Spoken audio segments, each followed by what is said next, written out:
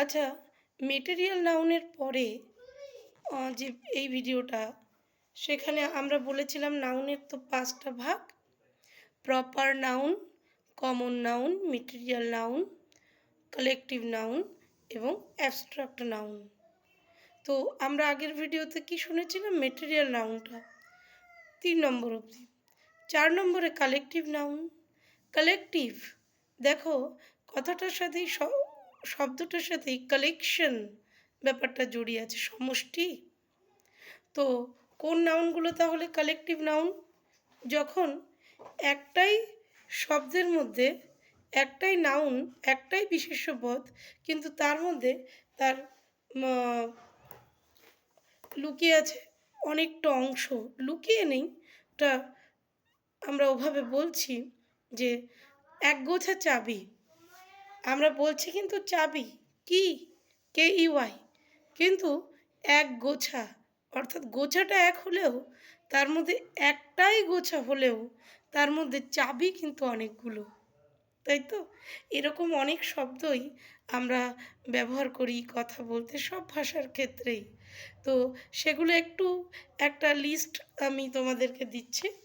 তোমরা যারা পিসি দাস, যেটা applied English grammar and composition, PC Das senior, যেটা ফর হাই স্কুল, সেটা যারা ফলো করো তারা সেটা পাবে। যেটা আগের এডিশনটা 2023-24 এডিশন নয়, সেখানে 57 নম্বর পেজে এটা আছে। তো আ ব্যান্ড অফ পিলগ্রিমস, একদল তীর্থযাত্রী। পিলগ্রিম মানে তীর্থযাত্রী, পিলগ্রিমস মানে অনেক তীর্থযাত্রী, আ ব্যান্ড মানে একদল, আ ব্যাচ অফ স্টুডেন্টস একদল ছাত্র, আ বোর্ড অফ ডিরেক্টরস ডিরেক্টরদের বোর্ড, আ বাঞ্চ অফ কিস এক গোছা চাবি, আ বান্ডল অফ পেন্সিলস পেন্সিলের গুচ্ছ, আ চেইন অফ মাউন্টেন্স পর্বতমালা, আ ক্লাস্টার অফ ওয়ার্ডস শব্দ সমষ্টি, ক্লাস্টার CLUSTER, ঠিক আছে? A collection of rare books দুষ্প্রাপ্য বইয়ের সংগ্রহ, আ ক্রিউ অফ সোলজার্স একদল নাবিক, আ ক্রাউড অফ প্যাসেঞ্জার্স যাত্রীদের ভিড়, আ ফ্লিট অফ শিপস একটা পোতবহর, আ ফ্লোক অফ বার্ডস এক ঝাঁক পাখি, আ গ্যালাক্সি অফ স্টুডেন্টস মানে বা স্টুডেন্টস অফ ট্যালেন্টস, যেটা আর কি প্রতিভার সমাবেশ। তারপর আ হিপ অফ ফাইলস এক স্তূপ কাগজপত্র স্তূপ, আ সোয়ার্ম অফ বিজ মৌমাছির ঝাঁক, আ ট্রুপ অফ সোলজার্স সেনাদল, a volley of arrows or question মানে প্রশ্নের তীর, এক ঝাঁক প্রশ্ন বা এক ঝাঁক তীর, এগুলোকে প্রশ্ন মানে জর্জরিত করলো, আর এক ঝাঁক তীর এসে পড়লো। এই দুটোর ক্ষেত্রেই আমরা গুচ্ছ বা সমষ্টি হিসেবে ভলি শব্দটা ব্যবহার করি। এগুলো হচ্ছে কালেকটিভ নাউন্স। এইবার কালেকটিভ নাউনের পর আমরা একটু যাব অ্যাবস্ট্রাক্ট নাউনে। অ্যাবস্ট্রাক্ট নাউনটা কি বলো তো? যখন আমরা না অ্যাবস্ট্রাক্ট নাউন থেকে আমরা কিছু অ্যাডজেক্টিভও পাই, অ্যাডজেক্টিভ টু অ্যাবস্ট্রাক্ট নাউন, এই ব্যাপারটা আছে।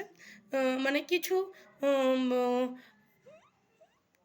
দোষ, গুণ, এগুলো কিছু নাউন ফর্ম আছে, সেগুলোই হলো অ্যাবস্ট্রাক্ট নাউন। কীরকম কিছু ফিলিং, কিছু অনুভূতি, সেগুলো নাউন ফর্ম, সেগুলোই হলো অ্যাবস্ট্রাক্ট নাউন। যদি বলি ক্রুয়েল, ক্রুয়েল মানে কি? নিষ্ঠুর। The person is very cruel, লোকটি ভীষণ নিষ্ঠুর। কিন্তু নিষ্ঠুর সে কখন? নিষ্ঠুর কখন হয়? যখন তার অন্তরে নিষ্ঠুরতা প্রবেশ করে।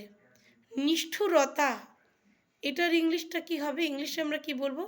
ক্রুয়েল তো বলি নিষ্ঠুরকে, নিষ্ঠুরতাকে বলি ক্রুয়েলটি, ঠিক আছে?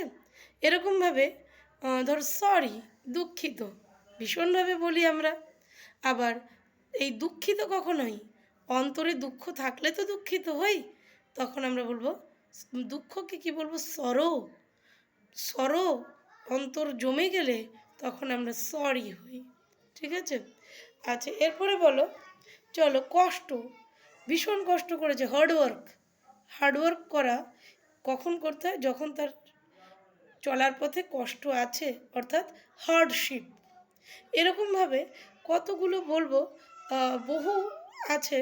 হ্যাঁ, কিন্তু একটু লিস্ট, এই ধরনের একটা লিস্ট একটা গ্রামার বই থেকে একটু যদি আমরা দেখি, ফলো করি, তাহলে সেটা বেশ ভালো হয়। তো অ্যাংরি মানুষ কখন হয়? অ্যাংরি তো রাগী, এটা তার বিশেষণ, অ্যাংরি ম্যান। অ্যাংরি কখন হয়? যখন তার অন্তরে ক্রোধ বা এঙ্গার থাকে। ঠিক আছে? অনেস্ট মানুষ কখন হয়? যখন তার অন্তর অনেস্টিতে পরিপূর্ণ, অর্থাৎ সততায়। তো অনেস্ট অ্যাডজেক্টিভ, অনেস্টি, এটা হলো যেটা সততা, সেটা হলো অ্যাবস্ট্রাক্ট নাউন। এটা নাউনের একটা ভাগ হচ্ছে অ্যাবস্ট্রাক্ট নাউন। তাহলে আমরা আগের ভিডিওটা এবং এই ভিডিওটা খেয়াল করলে আমরা মোটামুটি নাউন সম্পর্কে একটা ধারণা আমরা পেয়েই যাব। কিন্তু একটা কথা বলি, এটা ধরো তোমরা রাস্তায় চলতে চলতে কখনো শুনছো কি, সব সময় পড়তে ভাল লাগছে না, ম্যাম কি বলছেন একটু শুনি, এভাবে শুনে শুনেও আমরাও করে থাকি। যখন অনেকটা সময় যাতায়াত করতে হয় সারাদিনের মধ্যে, তখন শুনবার চেষ্টা করি বাসে, ট্রেনে, তাহলে সেই বিষয়টা আরেকটু আত্মগত হয়। তো এই জন্যে কিন্তু ভিডিওগুলো আমাদের, কিন্তু ছাত্রছাত্রীদেরকে বলবো, তোমরা বইটাকে কিন্তু অনুসরণ করবে। বই অনুসরণ না করলে আমাদের শেখাটার মধ্যে একটা বড় জায়গা যেটা ফাঁকা থেকে যাবে, সেটা পরবর্তীতে পূরণ করা খুব কষ্ট হয়ে যায়, সময়ের কাজটা সময় না করলে। ঠিক আছে? আর যারা মায়েরা দেখছেন, তারা আপনাদের সারাদিনের গৃহী জীবনের অবসরে আমার ভিডিওগুলো দেখবেন, শুনবেন। আমি চেষ্টা করব একটু আরেকটু বেশি এই দেরি করে ভিডিও আপলোডের সময়সীমাটা একটু গুছিয়ে আনতে। তাহলে আশা করি পড়াশোনাটা আপনাদের সকলের কাজে লাগবে। ঠিক আছে?